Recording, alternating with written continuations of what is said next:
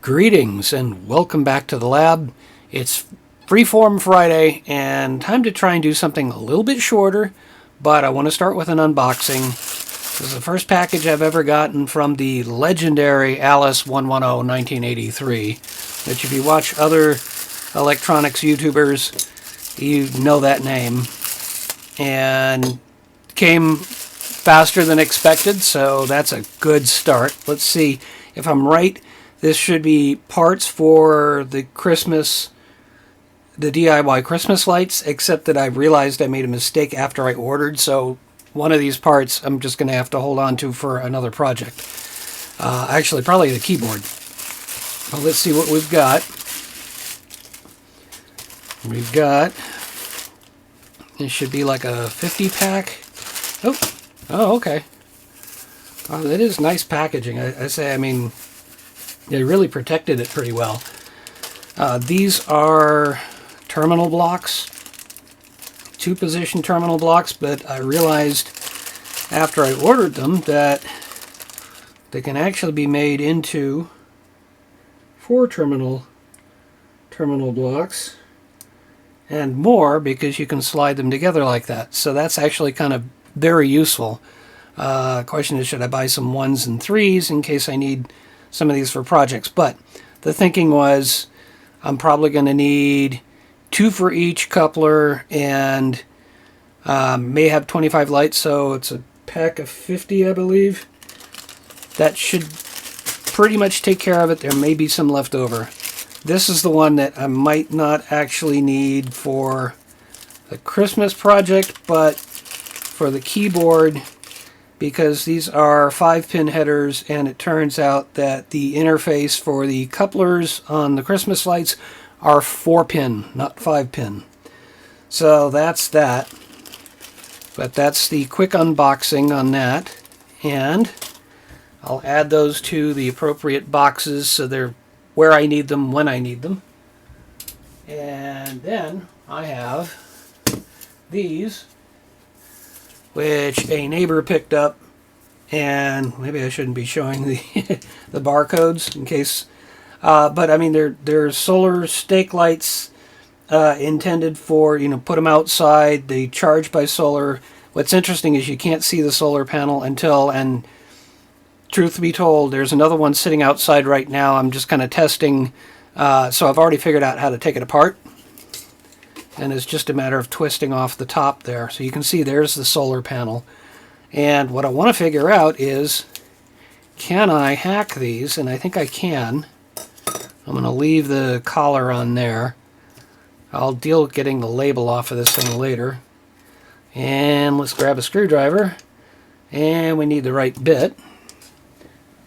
So we go to the Harbor Freight toolkit, which is not a sponsored thing. It's just what I happen to have. So in case you were wondering where I got this particular toolkit, that's where I got it. Don't know if I think they're still selling this particular one. So it's just got a bunch of bits. It's kind of like the iFixit stuff, but probably not the same quality. Wouldn't mind an iFixit sponsorship if you guys are listening. But then I don't do a lot of fixing, I do a lot of building. So let's see. Yeah, this particular bit's not the perfect one for this, but I wanted to see. I can see right on top here, I can see here's the solar panel, and it's having to get the light through the cover here, which makes me think that this plastic must not be UV resistant, because I believe it's the UV light that actually gets converted on the solar panel. So if it's not UV resistant, that explains how they can actually put this inside.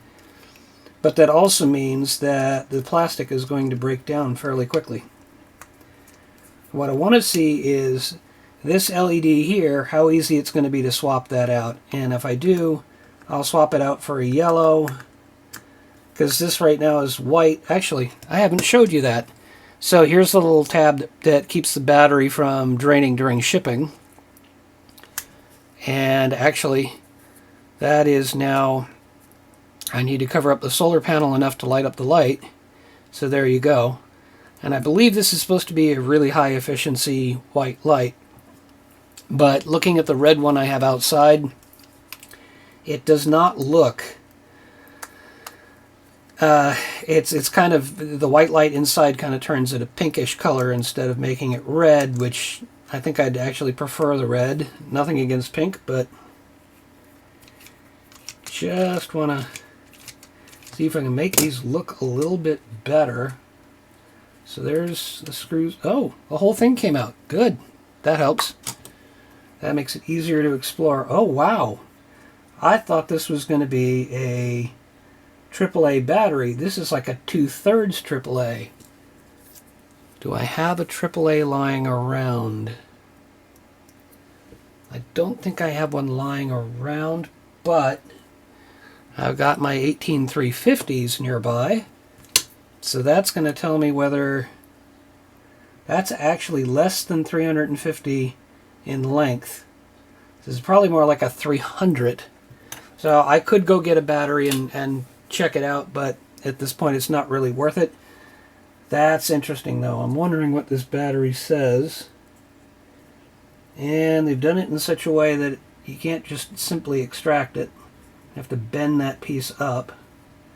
Get the wires out of the way. Interesting. Okay, and yeah, it looks like it's the typical circuit. There is a screw here where I can remove the circuit board here. I was going to try and get the battery out, and I'll get that out soon. Let me try again. If I can just be a little bit harsh with it and try and get it out that way.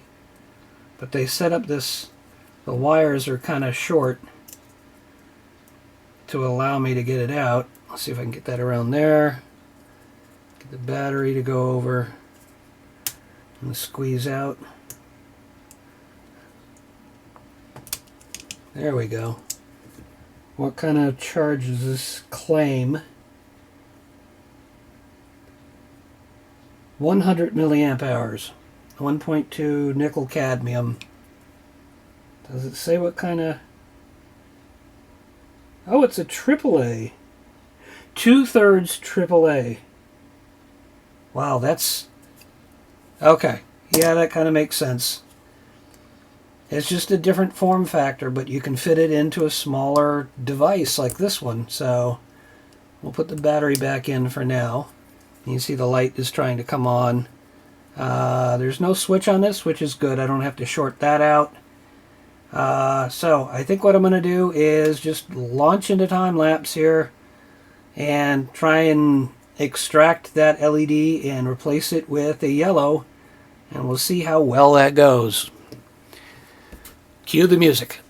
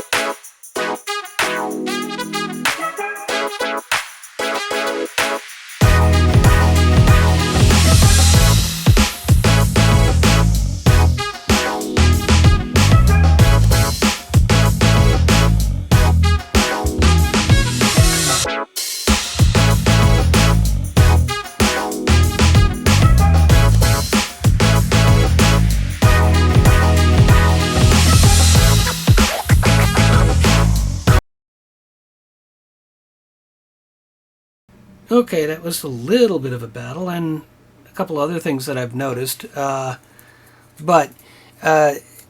I've got the spike here, and so I've got the yellow LED in there. It's not super bright, but we'll see. It may also be that the battery is not fully charged because it's brand new. And I pulled the little tab.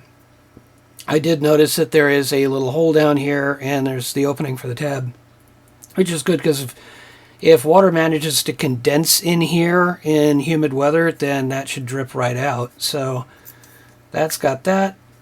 I'll plug that in there. Ow! Dang. I am so accident prone. If you see me wearing bandages, this is why. That wasn't smart at all. And that's rather sharp. So fair warning, if you're playing with these, it gets sharp. So I'll put the spike on there. Put that back on. And wow, that's going to be hard to show you that it is actually working, but the studio lights are keeping it from coming on. So I'm going to deal with the wound here, but that's pretty much it. I think I'm going to wrap up this video here just so we have a shorter video. And we'll come back next Friday with another project. Stay tuned.